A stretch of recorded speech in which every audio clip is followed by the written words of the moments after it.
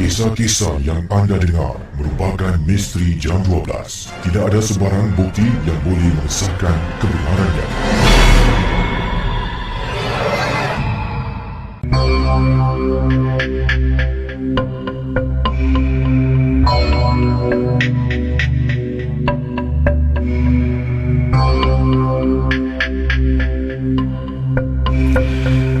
Selamat tengah malam kepada semua pendengar Misteri Jam 12 dan terima kasih kepada anda yang masih setia bersama dengan geng Burung Hantu Misteri Jam 12. Kisah yang pertama ingin saya bacakan pada tengah malam ini adalah pengalaman seorang pendengar.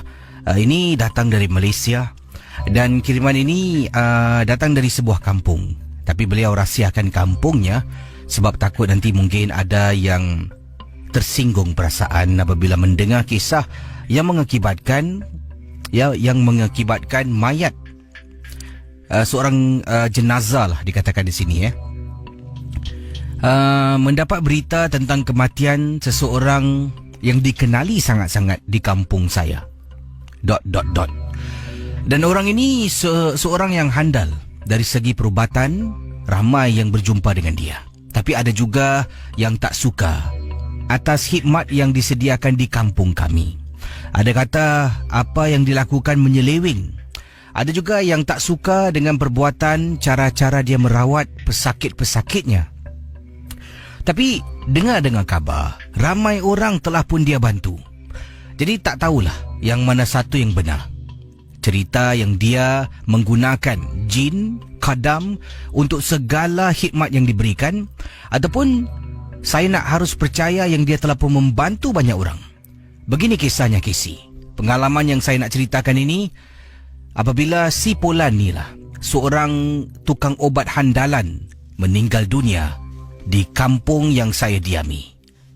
Percaya ataupun tidak, inilah kisah dalam Misteri Jam 12. Kisah ini berlaku lebih kurang 8 tahun yang lalu pendengar Ria 897. Apabila mendapat berita ini pada jam 7 lebih malam tentang saya berikan nama samaran Tok Ai. Tentang Tok Ai dalam keadaan nazak dan sakit. Ramai terus mendapat berita. Biasalah, kalau seseorang ni dikenali di kampung, orang tu sakit, orang tu dah baik sakit, orang tu keluar negeri, orang tu tolong ni semua akan tahu dalam sekelip mata. Lagi-lagi dengan kampung saya yang agak kecil ni Casey. Bila Tok Ai dalam keadaan nazak, berita tersebar luas dan ramai orang mula rasa takut. Bukan apa, sebenarnya Tok Ai ni memelihara katanya banyak kadam dan jin. Kalau dia meninggal dunia, apa akan jadi dengan jin-jin yang dia pelihara? Adakah jin ini akan ikut sama masuk ke alam kubur, ataupun jin ini akan terlepas dan mengganggu penduduk-penduduk kampung?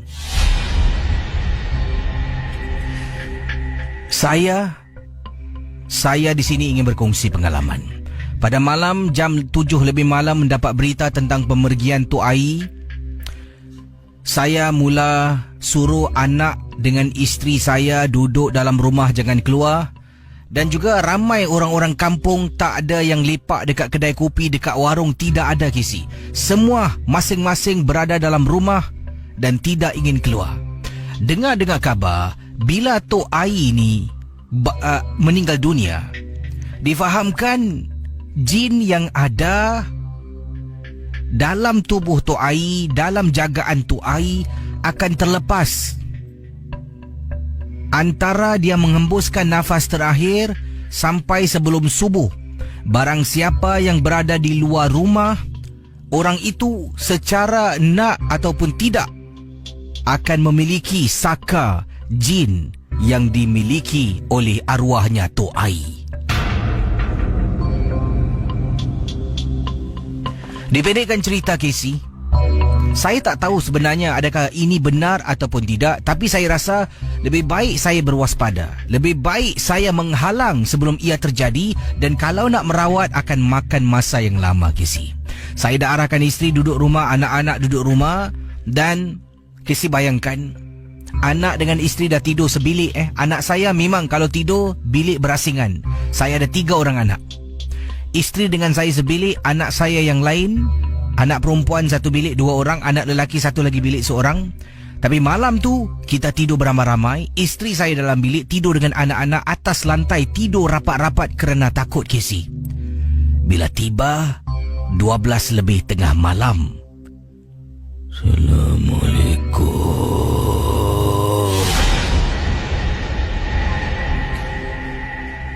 Saya dengar suara Tok Ai.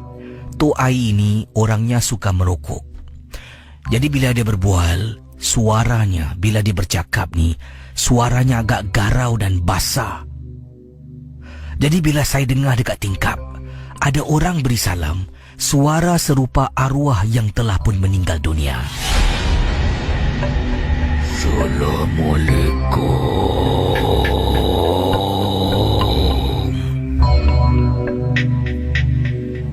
Nasib baiklah, anak-anak dengan isteri saya dah nyenyak tidur. Saya yang tak boleh tidur sebab khawatirkan mereka. Assalamualaikum.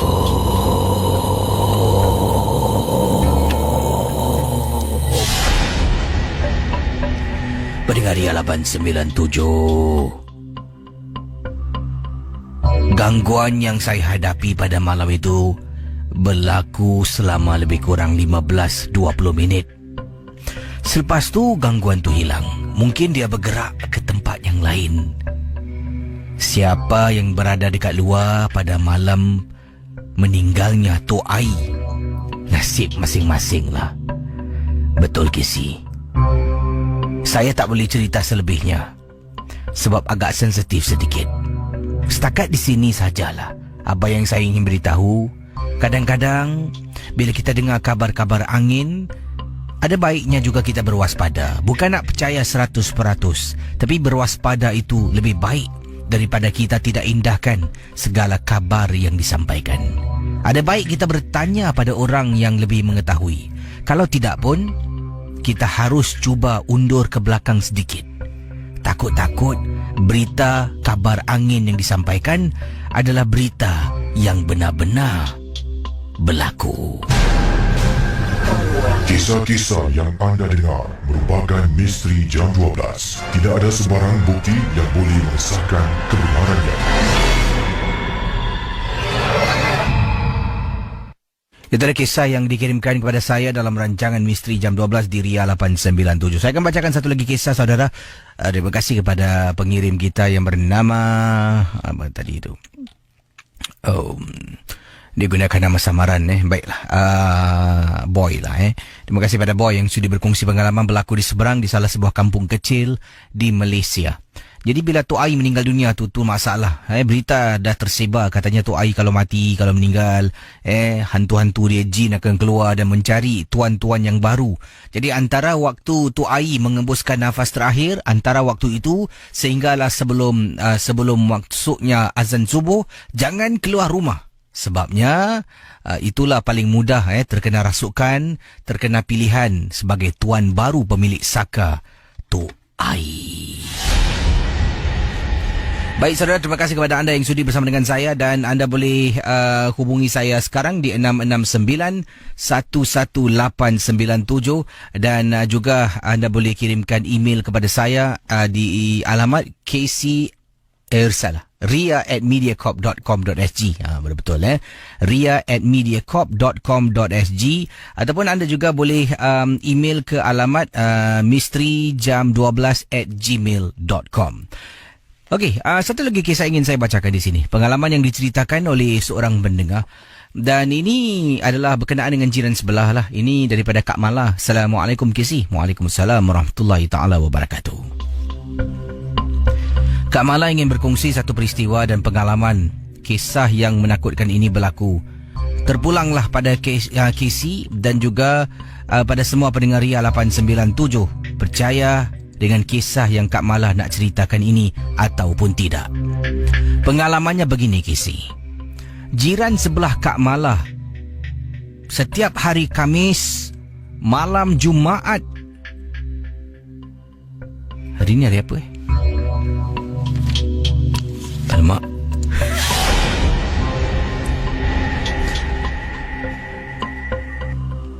Setiap hari Khamis malam Jumaat, jiran Kak Malah akan mengasap rumah menggunakan bara api dan asap kemenyan. Itu memang kakak tak kisah. Yelah, kita hidup berjiran, tolak ansur lah sikit. Tapi yang kakak kisah ni, Casey, sejak dia mengasap rumah menggunakan sejenis kemenyan yang lain, sebabnya bau yang kakak terima ni bau agak lain sedikit. Sebelum ni dia asapkan, memanglah rasa seram meremang bulu rumah, tapi kakak masih boleh terima. Tapi setelah dia bertukar kepada tak tahulah kemenyan jenis apa yang dia gunakan, baunya lain. Bau yang kemenyan yang gunakan ni sakit hidung kakak. Sakit hidung, mata boleh buat pedih. Asapnya memang berkepul-kepul. Sampaikan bahagian koridor rumah pun dia akan asap. Bukan kakak seorang, malah jiran sebelah pun pernah beritahu kakak, pernah bertanya dengan kakak. Jiran sebelah adalah jiran berbangsa India. Jadi kita berdua ni ambil berat dan timbang rasa. Tapi dia ni tak timbang rasa langsung. Sejak dia gunakan kemenyan yang sakit mata hidung ni lah yang kakak tak tahan. Casey, setelah itu, ingatkan mungkin gangguannya hanya setakat kemenyan yang baru ni sakitkan hidung, sakitkan mata. Tapi Casey tahu tak, anak kakak yang berusia 14 tahun, kadang-kadang dia suka sangat duduk dekat kawasan koridor rumah. Dekat koridor rumah ni, kakak ada letak sedikit lah kerusi dengan meja, bangku. Kakak letak kapet, pasu bunga untuk setakat duduk luar santai. Yelah, rumah kita ni bukan rumah sebuah, rumah flat. Jadi nakkan halaman yang cantik, kakak decorate lah kat depan tu. Dan anak perempuan kakak 14 tahun suka duduk dekat depan tu untuk buat homework, kadang-kadang untuk berbual dengan teman, untuk lungsuri internet dan sebagainya. Kadang-kala anak kakak takut nak duduk luar. Kakak pernah bertanya dengan dia, kenapa belajar dekat dalam? Kan suka belajar dekat luar. Mula-mula kata tak dalam panas, dekat luar panas. Okey, kakak diam. Kemudian nampak lagi dia belajar dekat dalam. Dia kata panas. Okey. Lama-kelamaan kakak tanya pada anak kakak, beritahu mama betul-betul kenapa tak nak belajar dekat luar? Anak kakak terdiam seketika. Katanya rumah makmuk. Makmuk tu adalah makcik yang tinggal, jiran kita lah, yang tinggal dan dikatakan yang suka mengasapkan rumah hari Khamis malam Jumaat. Rumah makmuk, depan pintu rumah makmuk, kakak nampak ada orang perempuan ni diri. Rambut dia panjang sampai dekat lantai, tutup satu badan, kata anak kakak. Bila nampak? Katanya sejak seminggu lebih lepas. Dari itulah dia dah tak nak duduk luar, sebab benda tu selalu dekat luar rumah berdiri. Dan walaupun dia tak bergerak, tak ganggu, tapi takut bila berdiri dan ternampak benda tu yang rambut panjang menutupi seluruh anggota tubuhnya. Anak pun dipendekkan cerita, tidur. Malam tu kakak tengok TV sampai jam 10 lebih malam. Suami pun dah tidur. Kakak pun ke dapur lah cuci cawan suami yang tadi minum kopi. Dah cuci cawan, dah bersihkan sedikit lap singki air tu. Tergerak hati untuk tengok dari lubang pintu rumah jiran kakak. Sebabnya rumah kakak dengan jiran ni bertentangan antara satu sama lain. Dekat atas tingkat tu cuma ada 4 unit rumah saja. Kakak teropong, Casey, punyalah terperanjat. Kakak nampak, tapi tak tahulah mungkin sama benda tu tidak. Nampak macam ada benda hitam sangat sampai ke lantai. Adakah itu makhluk yang anak kakak ternampak ketika dia ulang kaji pelajaran? Kakak terkejut, terperanjat. Sampaikan kakak tercungap-cungap ketakutan. Kakak nak masuk bilik pun lampu ruang tamu kakak tak matikan sebab takut. Masuk dalam bilik, tutup pintu perlahan-lahan, naik atas katil, baca doa sebelum tidur dan kakak lelapkan mata. Ya Allah, Casey, sekarang ni masalahnya kakak nak tahu kemenyan jenis apa yang dia gunakan. Sebabnya bau dia sakit hidung dan pedih mata kakak. Terima kasih dan selamat tengah malam, Casey. Saudara, kisah-kisah yang bakal anda dengar dalam Misteri Jam 12, anggaplah ia hanya satu hiburan. Tidak ada sesiapa yang boleh mengesahkan kebenarannya. Kalau anda rasa takut, perlahankanlah suara radio anda. Misteri Jam 12, hanya satu hiburan. Baik saudara, terima kasih saya ucapkan kepada anda yang bersama dengan saya dalam rancangan MJ12 ya. Kita akan baca dan buka talian di 66911897. Di sini saya mohon maaf kalau mungkin penyampaian saya pada malam ini agak tidak begitu mantap seperti malam-malam yang telah pun berlalu lah. Sebabnya sistem yang kita gunakan di studio ataupun konti Ria 897 FM adalah sistem yang baru. Jadi saya masih belum lagi sesuaikan diri dengan butang-butang yang ada di hadapan saya ni. Sejak pukul 6 pagi tadi lah kami dah pun beralih ke sistem yang lebih dikatakan canggih dan lebih user friendly lah. Jadi user friendly pun kita kena tahu macam mana nak gunakan. Jadi inilah sistem yang baru saja ditukar di stesen Radio Ria. Harap maklum dan mohon maaf kalau mungkin saya sedang bercerita tersalah pecit butang ke Paham-paham je lah. Baik, kisah selanjutnya. Tadi dua kisah yang saya bacakan dan pengalaman dalam rancangan MJ12. Ingin saya berkongsi peristiwa ni. Daripada Yul, berkongsi pengalaman, kata Yul. Assalamualaikum KC. Waalaikumsalam warahmatullahi ta'ala wabarakatuh. Saya ingin ketengahkan peristiwa ni sebelum arwah ibu saya meninggal dunia, kata Yul. Arwah ibu saya ni dari hospital, duduk sana lebih kurang nak dekat 2 bulan. Dan setelah kita cakap dengan doktor, dan arwah ibu pada waktu itu merayu-rayu lah yang dia nak balik sangat. Akhirnya doktor benarkan dia pulang lah. Tapi doktor katakan yang arwah ibu memang tidak ada masa yang panjang. Jadi kita reda, kalau betul waktu untuk ibu pergilah.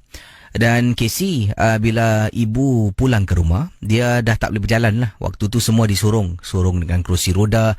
Di rumah tu terbaring sahaja di atas katil. Dan dia hanya boleh komat kamit bercakap. Cakap pun tidak begitu jelas. Percakapannya agak sukar untuk kita faham kadang-kala. Jadi yang hairan bila dia bercakap, mungkin aku lapar. Macam tu mungkin lah nak cakap lapar tu. Tapi yang saya hairan, Casey, hairan sangat. Mungkin kisah yang saya nak ceritakan ni taklah seram seperti kisah-kisah yang Casey pernah bacakan. Tapi yang ini lebih kepada misteri, kata beliau. Saya rasa hairan sangat bila bercakap dengan saya, arwah mak saya. Saya nak faham pun kadang-kadang susah sebabnya dia macam berbisik, lidahnya pun dah tak kuat. Tapi Casey, kadang-kadang waktu malam Casey, antara pukul 11 sampai 3 pagi. Nanti saya dengan isteri tengah dalam bilik lah, dah nak tidur ni. Tahu-tahu saya dengar.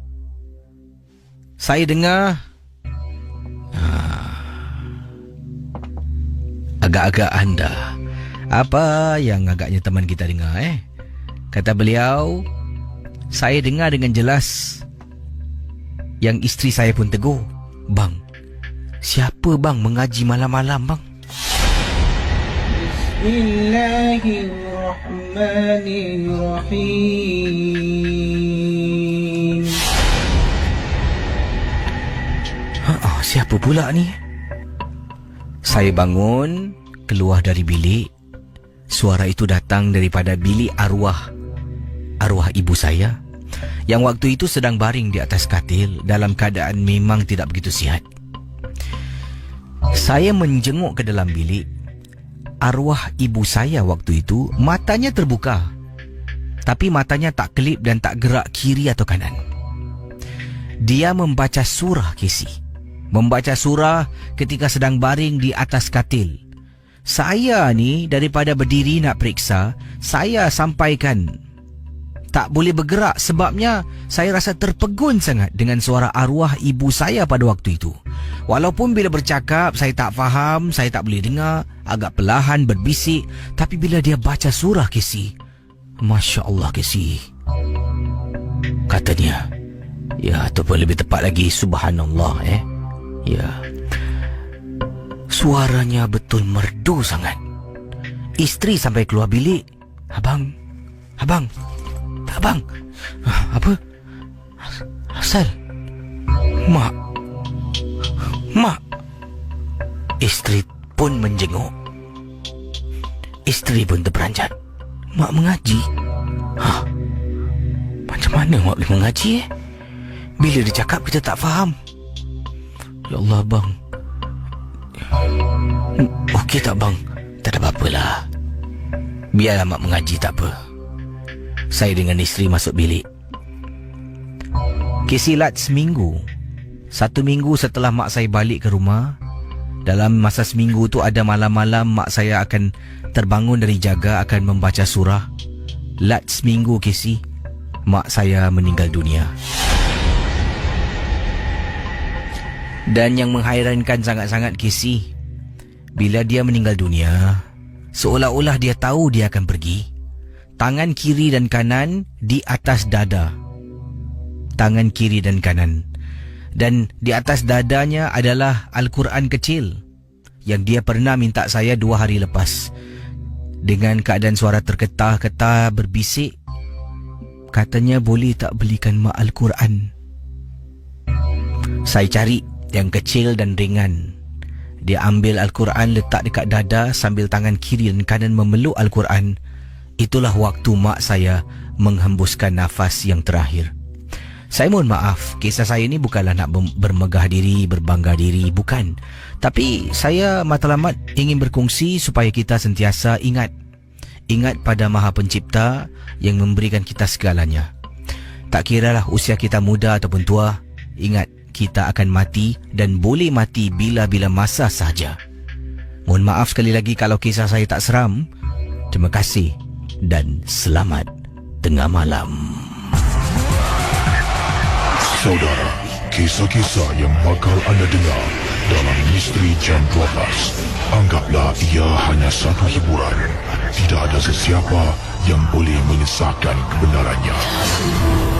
Kalau anda rasa takut, perlahankanlah suara radio anda. Misteri Jam 12, hanya satu hiburan.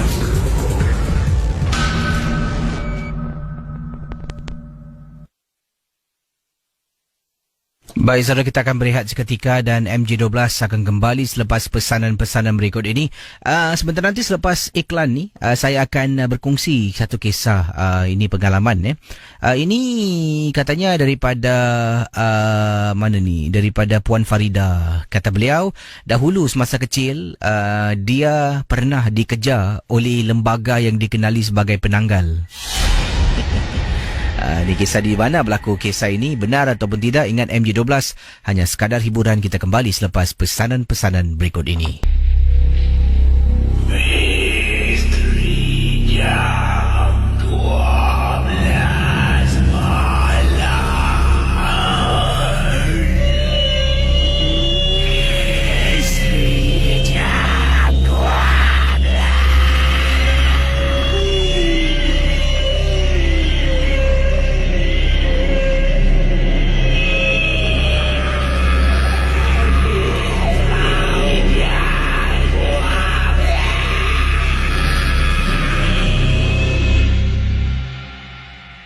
Okey, saudara, kisah yang ingin saya bacakan ini seperti yang dikatakan tadilah, seorang kakak berkongsi pengalaman ringkas beliau.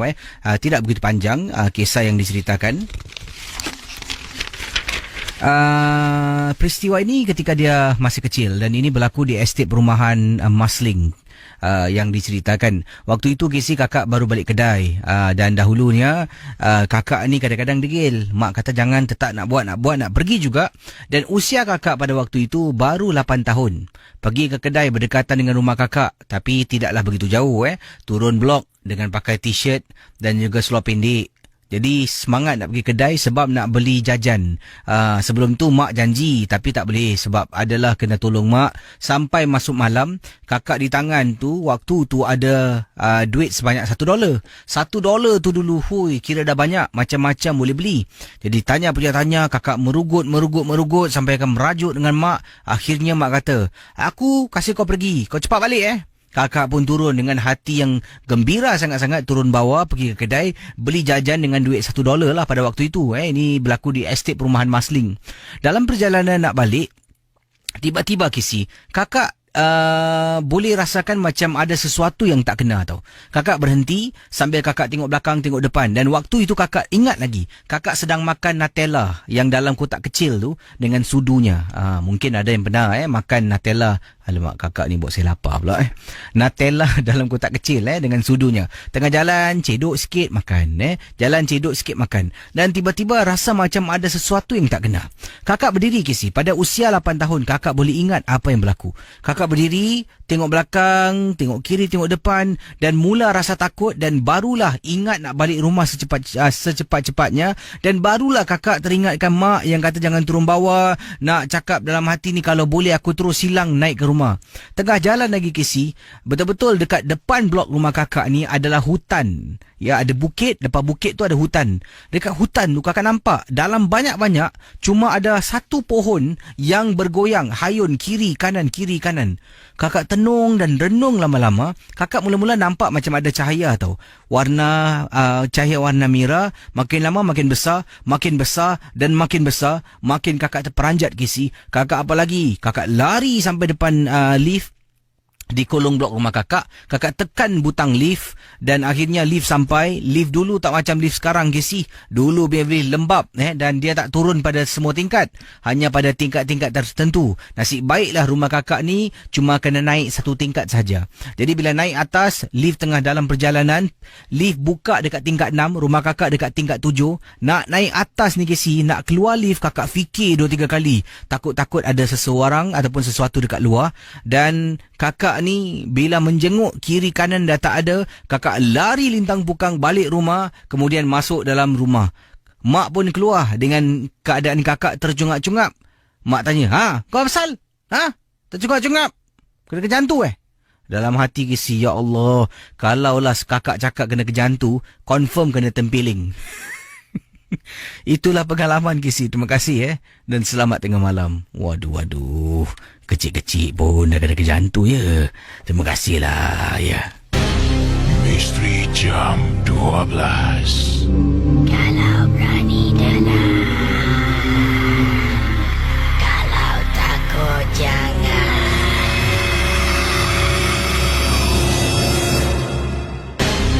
Misteri Jam 12. Kalau berani dalam,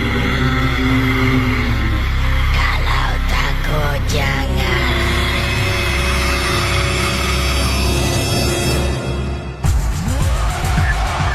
Saudara, kisah-kisah yang bakal anda dengar dalam Misteri Jam 12, anggaplah ia hanya satu hiburan. Tidak ada sesiapa yang boleh mengesahkan kebenarannya. Kalau anda rasa takut, perlahankanlah suara radio anda. Misteri Jam 12, hanya satu hiburan. Selamat pagi kepada semua pendengar Ria 897. Terima kasih pada anda yang setia bersama dengan saya setiap malam menjadi pendengar rancangan Misteri Jam 12. Kesi menemani anda sampai jam 2 pagi nanti, lebih kurang 45 minit lagi sebelum saya akhiri tugas. Jadi terima kasih sekali lagi kerana menjadikan kami Ria 897 sebagai rancangan dan juga stesen hiburan, stesen informasi anda. Baik saudara, waktu sekarang ini saya akan kejap lagi saya akan bacakan kiriman-kiriman, tapi sekarang saya nak buka talian kepada anda yang sedang memantau, mungkin yang berada di Facebook. Ramai sedang berada di Facebook. Terima kasih saya ucapkan. Dan juga pada anda yang telah pun kirimkan email kepada saya, memberikan saya kata-kata semangat, kata-kata motivasi, kata-kata perangsang. Yalah, anda suka mendengar rancangan ini, telah pun menjadi teman bersama dengan rakan-rakan yang lain. Terima kasihlah sedikit sebanyak setiap kali saya baca kiriman email anda ni, yang memberikan kata-kata dorongan yang baik ni, yang membuat saya lebih semangat lagi untuk menyampaikan lebih banyak kisah, untuk mencari lebih banyak kisah untuk diketengahkan dalam rancangan Misteri Jam 12. Baik, kalau sudah bersedia, saya akan buka talian. Dipersilakan 669-11897, 669-11897. Saudara ingat, rancangan Misteri Jam 12 hanya hiburan sahaja. Jangan mudah percaya dan terikut-ikut dengan apa yang anda bakal dengar.